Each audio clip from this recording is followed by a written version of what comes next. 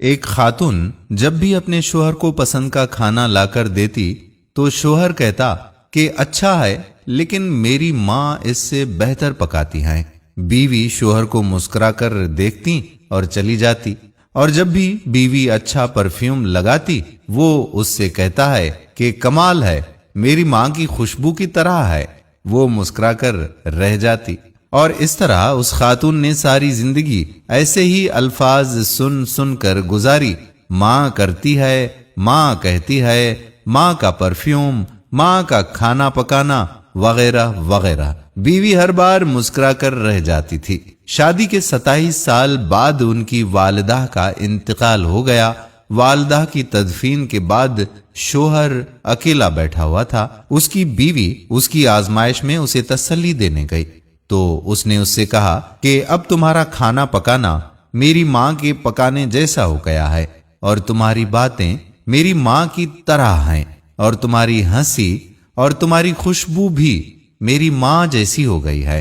بیوی مسکرا کر بولی، وہ کیسے؟ شوہر نے کہا کہ میں نے تم سے 27 سال کی عمر میں شادی کی تھی، اور ہماری شادی کو 27 سال ہو چکے ہیں، اور اب تم میری ماں جیسی سوچ رکھنے لگی ہو۔ بیوی کہنے لگی، آپ ریاضی کے پروفیسر ہیں، پھر بھی آپ کا حساب غلط ہے۔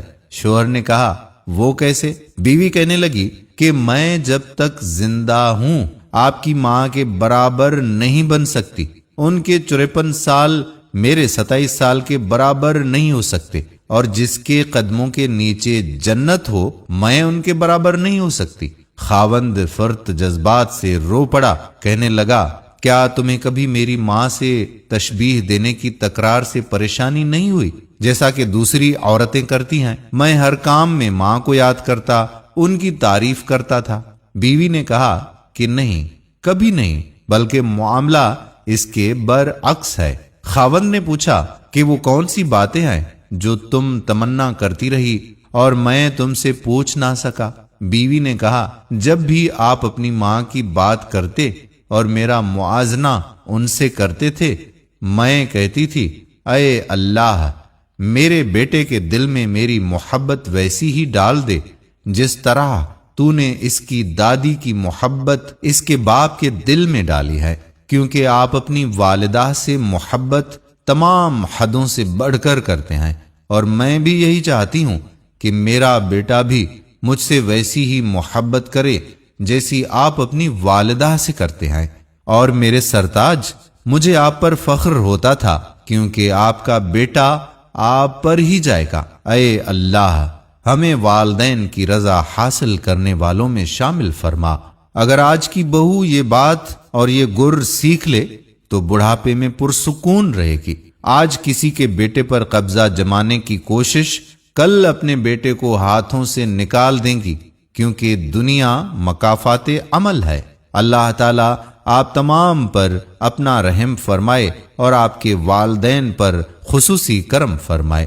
جن کے والدین حیات ہیں، اللہ تعالیٰ ان کو لمبی زندگی صحت کے ساتھ عطا فرمائے، اور جن کے والدین اس دنیا سے کوچ کر گئے ہیں، اللہ تعالیٰ ان کی مغفرت فرمائے، ان کے درجات بلند فرمائے، اور ان کی قبروں کو تا حد نظر وسیع فرمائے۔ اور آپ بہن بھائیوں کے والدین کے صدقے اللہ تعالیٰ میرے والدین کی بھی مغفرت فرمائے۔